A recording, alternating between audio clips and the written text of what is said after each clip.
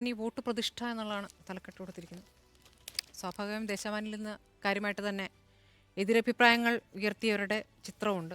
ഭരണഘടനയുയർത്തിയ cinema താരങ്ങൾ, മലയാള cinema താരങ്ങളാണ്. പാർവതി തിരുവോത്ത്, ആഷിഖ് കപൂർ, ഇമാ കലിംഗൽ, സയനോര, ഷെയ്ൻ നിഗം. അവരൊക്കെ ഫേസ്ബുക്കിൽ ഭരണഘടനയുടെ ആദ്യ പേജാണ്. പിന്നെ മധ്യപ്രദേശിൽ 4 പള്ളിയിലെ കുരിശിൽ കാവിക്കൂടി കെട്ടി എന്നൊരു വാർത്തയുണ്ട്. നമ്മൾ വേറെ എന്തെങ്കിലും കണ്ടില്ല. ഭോപ്പാലിലാണ് അയോധ്യ പ്രതിഷ്ഠ മറയാക്കി മധ്യപ്രദേശിൽ ക്രിസ്ത്യൻ പള്ളികൾക്ക് നേരെ വ്യാപകമായ ആക്രമണം അടിച്ചുവിട്ട സംഘപരിവാർ. ആ ചിത്രം അടക്കമുണ്ട് കേട്ടോ. റാണാപുരിയിലെ പള്ളിയിൽ സംഘപരിവാർ അതിക്രമിച്ചു കയറി കാവിക്കൊടി കെട്ടുന്നതിന്റെ ചിത്രമടക്കം. ഇങ്ങനെ ഒരു കെട്ടലാണല്ലോ മുമ്പുണ്ടായിട്ടുള്ളത്. അദ്വാനി, മുരളി മനോഹർ ജോഷിയും വിട്ടുനിന്നു. മതരാഷ്ട്രം ലക്ഷ്യമെന്ന പ്രഖ്യാപനം. അയോധ്യയിലെ രാമക്ഷേത്രത്തിൽ വിഗ്രഹ പ്രതിഷ്ഠ. വോട്ട് പ്രതിഷ്ഠ എന്നുള്ളത് ഒരു ചോര ഒഴുക്കിക്കൊണ്ടുള്ള ചിത്രമാണ്. പഴയ അതെ തകർക്കുന്ന ചിത്രം. പിന്നെ പിണറായി വിജയൻ പറഞ്ഞതുണ്ട്, മതചടങ്ങിനെ ഔദ്യോഗിക പരിപാടിയാക്കുന്നു എന്നുള്ള ഒരു കാര്യം. പിന്നെ ഇംഗ്ലീഷിലാണ് സ്റ്റേറ്റ്മെന്റ് നടത്തിയിരിക്കുന്നത്. രാജ്യത്തെ മുഴുവൻ പറയാണല്ലോ, അഭിസംബോധന നമ്മൾ ഇവിടെ മാത്രം പറയുന്നല്ലോ. അത് വളരെ കാര്യമായിട്ട് ഹിന്ദു വളരെ കാര്യമായിട്ട് അത് പിണറായി വിജയന്റെ കാരണം വെച്ചാൽ ഒരു മതചടങ്ങിനെ പിന്നെ സർക്കാർ പരിപാടിയാക്കി മാറ്റിയിരിക്കുന്നു. അത് ഇന്ത്യയുടെ ഭരണഘടനയ്ക്ക് നിരക്കുന്നതല്ല എന്നുള്ളതാണ് പിണറായി വിജയന്റെ സ്റ്റേറ്റ്മെന്റ്. അദ്ദേഹത്തിന് ക്ഷണമുണ്ടായിരുന്നു, പക്ഷെ പോയുമില്ല.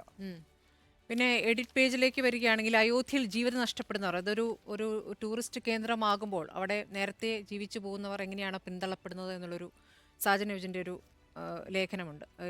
അത് അയോധ്യയിൽ ഹനുമാൻ ഗഡിക്ക് സമീപം പൂക്കച്ചവടം നടത്തുന്ന ഉഷാദേവിയുടെ വീടും ഒരു ആകെ പൊളിഞ്ഞ ഒരു വീടും ദൃശ്യങ്ങളുമുണ്ട്. അവരൊക്കെ പിന്നെ അവിടെ നിന്ന് പോകേണ്ടി വരും എന്നുള്ള ഒരു ലേഖനമാണ്. 30,000 കോടി രൂപയുടെ പ്രോജക്റ്റാണ് അയോധ്യ എന്ന് പറയുന്നത്. അത് രാംപത്തിലൂടെ സഞ്ചരിക്കുമ്പോൾ ഇരുവശത്തും പൊളിച്ചിട്ട വീടുകളും കടകളും കാണാം.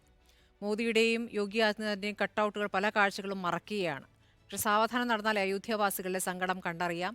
അയോധ്യയിൽ സരയൂ നദീതീരത്തെ നയാഘട്ട് മുതൽ സദത്ഗഞ്ച് വരെ 13 കിലോമീറ്റർ ദൈർഘ്യമുള്ള രാംപത്തിന്റെ ഓരങ്ങളിലെ 1100-ൽ പരം വീടുകളും കടകളും റോഡ് വികസനത്തിന്റെ ഭാഗമായി ഇതിനകം പൊളിച്ചു. സ്ഥലവും കെട്ടിടവും നഷ്ടമായവർക്ക് ലഭിച്ചത് തുച്ഛമായ പ്രതിഫലം മാത്രം. സ്വന്തമായും ഉണ്ടായിരുന്ന കടമുറിയുടെ 90% വരെ നഷ്ടമായവരുമുണ്ട് എന്നുള്ളതാണ്.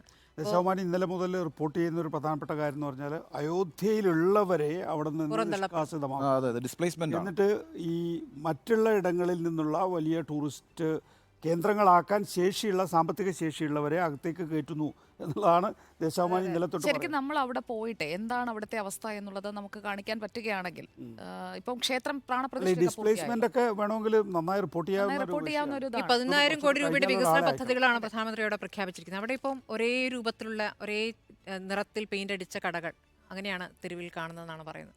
അപ്പൊ ഈ പറഞ്ഞ നേരത്തെ ഉണ്ടായിരുന്ന പഴയ ആളുകൾ ചെറിയ കച്ചവടമൊക്കെ ആയിട്ട്. ഇന്നലെ യോഗി ആദിത്യനാഥ് പ്രസംഗിച്ചതാണ്, ലോകത്തിന്റെ സാംസ്കാരിക തലസ്ഥാനമായിട്ട് വരുന്നു അയോധ്യ എന്നുള്ളതാണ്. അവരെ സംബന്ധിച്ചിടത്തോളം ആ നിലയിൽ വെച്ചാൽ ഒരു ഹിന്ദു വത്തിക്കാനാക്കി മാറ്റുക എന്നുള്ളത്, അതൊരു ഹെറിറ്റേജ് ടൗൺഷിപ്പ് ആയിട്ട് മാറും സ്വാഭാവികമായിട്ട്. ഇപ്പൊ ഈ പറഞ്ഞ കണക്ക് ഒരേ രീതിയിൽ ഈ പെയിന്റും ഒക്കെ അടിച്ച് സമയം കൂടി അല്ലേ.